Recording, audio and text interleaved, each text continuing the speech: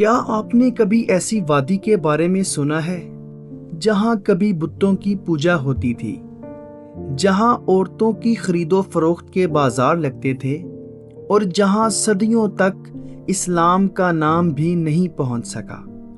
لیکن پھر ایک دن پہاڑوں کی خاموشی ٹوٹ گئی، ایک فیصلہ ہوا اور سب کچھ بدل گیا۔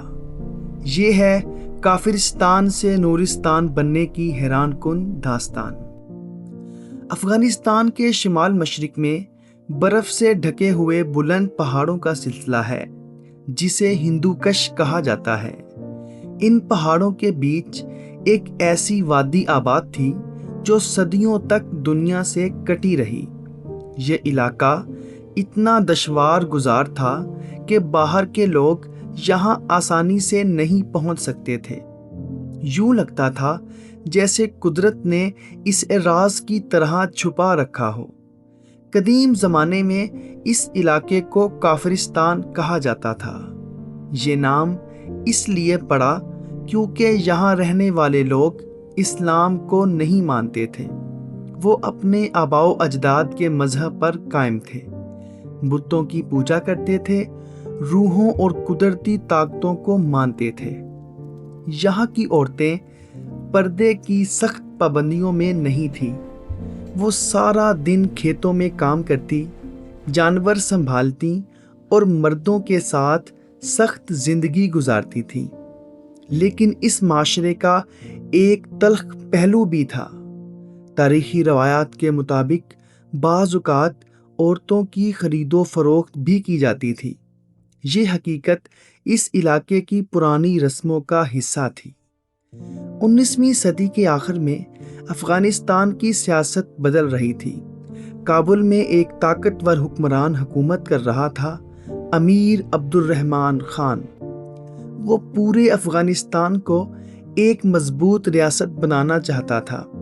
اس کی نظر اب ان پہاڑوں کے پیچھے چھپی اس وادی پر پڑ چکی تھی۔ سن 1895 اور 1896 میں اس نے فیصلہ کیا کہ کافرستان کو اپنی حکومت میں شامل کیا جائے۔ شاہی فوجیں ہندو کش کے خطرناک راستوں سے گزریں، برف، پتھر، گہری کھائیاں، سب کچھ راستے میں تھا، لیکن آخر کار وہ اس وادی تک پہنچ گئی۔ مقابلہ ہوا، سخت مزاحمت ہوئی اور پھر تاریخ کا پہیہ گھوم گیا۔ کافرستان فتح ہو گیا۔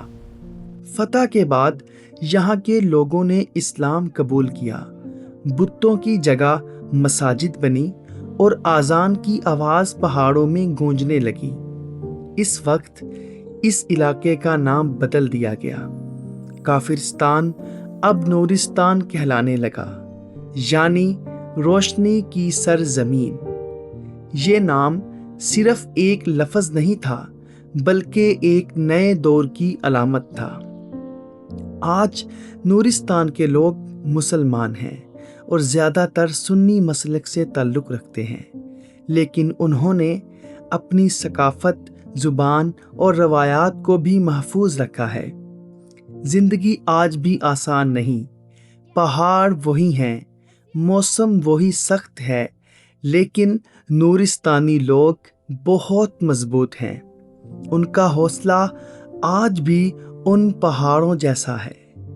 ہندو کش کے یہ خاموش پہاڑ آج بھی گواہ ہیں کہ ایک ایسی تبدیلی کے جس نے ایک قوم کی پہچان بدل دی۔ کافرستان کی تاریکی سے نورستان کی روشنی تک کا یہ سفر ہمیں یاد دلاتا ہے کہ وقت ہمیشہ بدلتا ہے اور تاریخ کبھی بھی ایک جیسی نہیں رہتی۔ کافرستان بھی نورستان بن جاتا ہے۔ اگر آپ کو یہ راز بھری داستان پسند آئی ہو تو ویڈیو کو لائک کر دیں اور ہمارے چینل زوبی ایکسپلور کو سبسکرائب بھی ضرور کر دیں تاکہ آپ کو ایسی ہی امیزنگ ویڈیوز سب سے پہلے ملتی رہیں۔